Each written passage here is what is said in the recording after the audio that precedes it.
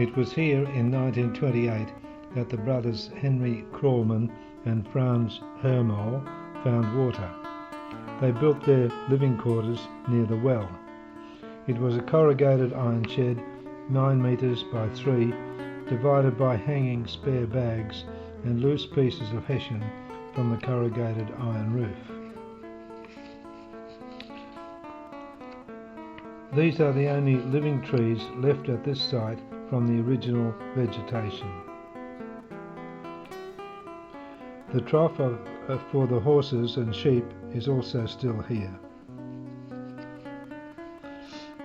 Over time, too much clearing of the land and in wrong places made some of this land unproductive, like this natural draining system in front of the first campsite.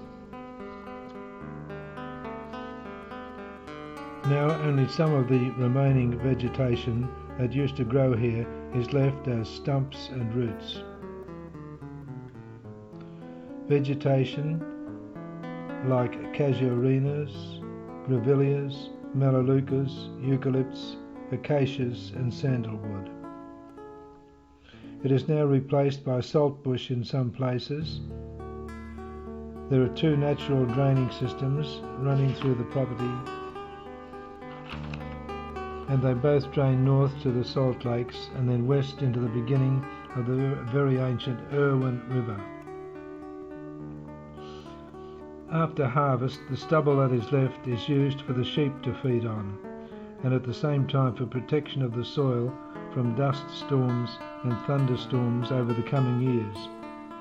The paddocks like this are not used to grow another crop for 3 years.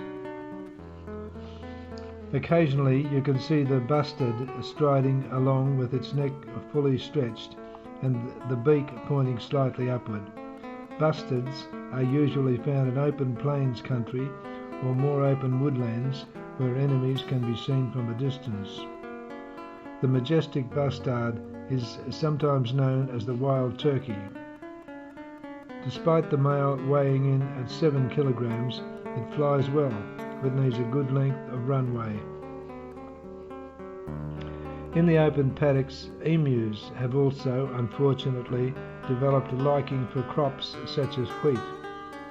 On occasions, emus become a serious problem for farmers. When conditions are harsh in the inland pastoral areas, great numbers of emus move into the wheat belt and raid the growing crops. Mallees are very common in these traditional woodlands. Crested pigeons are a common bird on the farm. At present, crested pigeons eat crops and exotic weeds almost exclusively. This ability to eat exotic foods has contributed to the bird's expanded distribution. Sheep watering troughs have also made it easier to get a drink. By clearing thick scrub and dense woodland into paddocks with scattered trees, the crested pigeon mostly bred in the winter season. But with the coming of human settlement, the birds can nest sometimes twice in a season. This bird is nesting in January in 40-degree heat. The nest is typical of tree nesting pigeons, a rather frail, flat platform made of twigs, and in this case placed in a bush. 2 smooth, glossy white oval eggs are the normal clutch. The crested pigeon is one of the most elegant of pigeons, with a rich green and purple splash on the wings and brown tones on the back and rump. The red eyelids add colour, and the thin, erect, graceful crest all work to render this pigeon one of the loveliest members of its family. John Gould wrote, "It is therefore to be regretted that, owing to its being exclusively inhabitant of the plains of the interior, it can never become an object of general observation." Incubation is 18 days. When this was filmed, the temperature was over 40 degrees for a week. The 2 young crested pigeons are almost ready to go. It is not easy for most people to see the common bronze-wing pigeon on the ground in a patch of scrub. While we are looking at the bronze-wing pigeon coming up to the camera, we can give you some information. It spends most of the day on the ground, under a bush or in a low tree, calling mournfully. The diet of the bronze-wing pigeons is made up of native plant seeds of the currajong and acacia and cassia shrubs. Today, it also eats seeds like wheat grain, but also saffron thistle and Patterson curse, introduced weeds. The common bronze-wing's saucer-shaped nest is a far more substantial structure than that of the crested pigeon. This is remaining bush on the natural draining system. It is mainly made up of acacias, melaleucas, grevilleas, mallees and the York gums. Small birds live and nest here. This colourful robin is common on the farm. It is characteristically restless and somewhat fluttery in movement. Here you see the female and the colourful male advancing and retreating from each other time after time, as if in a dance, with both birds animated and twittering continually. It is the mating dance. Soon the birds make a nest in this bush, a beautiful compact little cup, and the smallest of all the robin nests. Its outside shape varies according to the bush or small tree in which it built the nest. The bird uses fine strips of bark and dry grass, neatly bound with spider web from around the nest site as a very effective camouflage. Their insect foods include grasshoppers, bugs, beetles, small flies and moths, wasps, bees, ants and small mantids. The brilliant jewels among the birds you can see on the farm are the zebra finches. Their numbers have also increased because of the introduction of the water trough.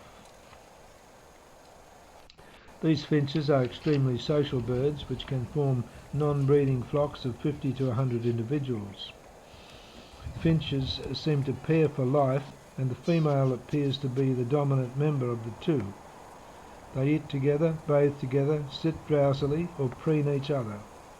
All the native Australian finches belong to an entirely different family from the seed-eating birds of the same name found in Europe. They have been grouped in the family of weaver finches. The birds hop along the ground with their feet together in search of food, which is mainly seeds. The short, thick, pointed bills are ideal for seed gathering. Seeds are picked up from the ground or gathered from the seeding heads of the plants. When drinking, some species such as these zebra finches are able to suck water directly, which is unusual in this order of perching birds. The male has a pale chestnut ear patch, the female lacks ear patches. A small pocket of bush on the farm is a remnant of the original vegetation. It is made up of the York gums, a straggling tree usually branched near the base into several trunks covered with rough dark grey bark. Also many mallees, which is a general term to cover those eucalypts which develop underground stems or mallee roots. The bush undergrowth is low, shrubby vegetation. Wildflowers are common in this bush. The soil is carpeted with ephemeral everlastings of the daisy family. What is popularly called a flower in the daisy family is in reality a cluster, spike or head of densely compacted florets, surrounded by the petal-like flowers of the ray, usually female or neuter. 242 species in 68 genera can be claimed as native to Western Australia.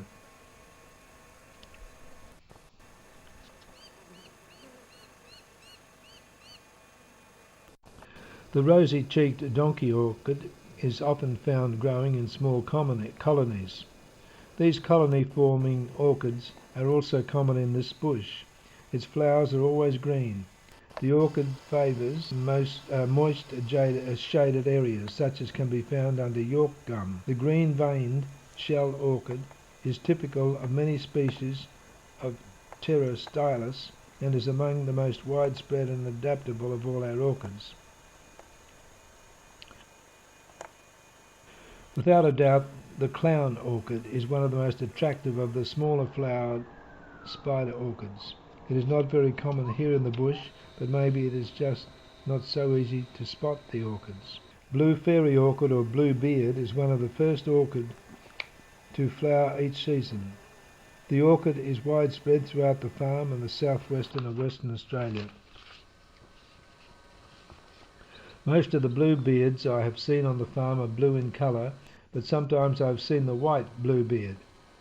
It is well known that among the wildflowers in Western Australia, the albino form of the flowers are sometimes seen. There are different species of acacias in this bush. The acacias or wattles have evinced themselves in a bewildering assortment of forms. Acacia flowers form both round heads or spikes. White plume grevillea is the more common among the grevilleas. The flowers of the many related plants differ considerably in appearance. While walking in the bush, you can come in contact with a small mob of kangaroos. Here you see one grazing among the native bushes, blissfully unaware of the camera behind her. In areas of low and variable rainfall populations of kangaroos may vary considerably in response to the availability of food and water, but that has changed by turning some of the land into farmland and supply permanent water places in the form of troughs and food. The monitors are well represented on the farm. Here you see the Gould's goanna, or sand monitor, walking. Goannas live in burrows or in crevices at rocky outcrops. All varanids lay eggs. Like other reptiles, goannas shed their skin at intervals, which become longer as they grow larger. All monitors look astonishingly alike. This one is warming itself on the rock. Their necks are fairly long and their head long and flattened. This monitor lost part of its tail in a battle. It has a heavy body, strong back and front legs with claws to match. Although goannas normally walk on all four legs like you see here, they sometimes have the habit, when pursued, of folding the front legs along the side of the body and running only on the hind limbs. This young goanna, hidden in a narrow crevice of a tree, lives mostly in trees. It is very difficult to see. The only place I have seen this arboreal lizard was Hidden Valley. Arboreal goannas are often found living in crevices, rocky hills and outcrops. In Tarden, it is living near the southern limit of its range. It is a master of hiding in the bush it lives in, as you can see in this footage.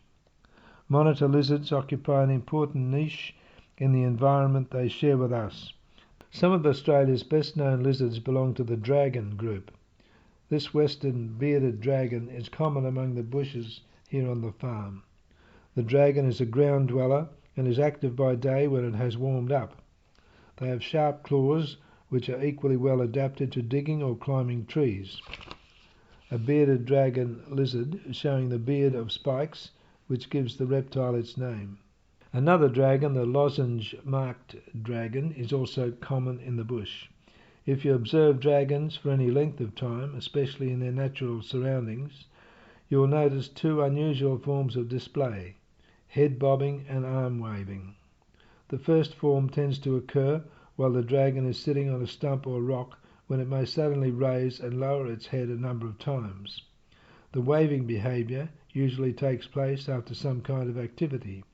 The dragon stops moving and waves one or the other of its arms in the air.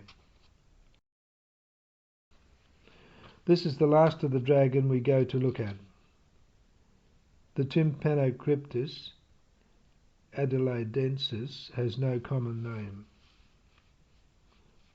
The dragon lizard is found throughout the property and blends in well with the vegetation. It has rich markings on its body and is mostly terrestrial.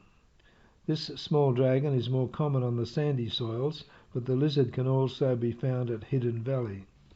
This young dragon is much paler in colour, as you can see. With a pair of corellas sitting on top of the monastery, which was built in 1937-38, the first brick building on the farm, we end this look at the wildlife on St Joseph's Farm.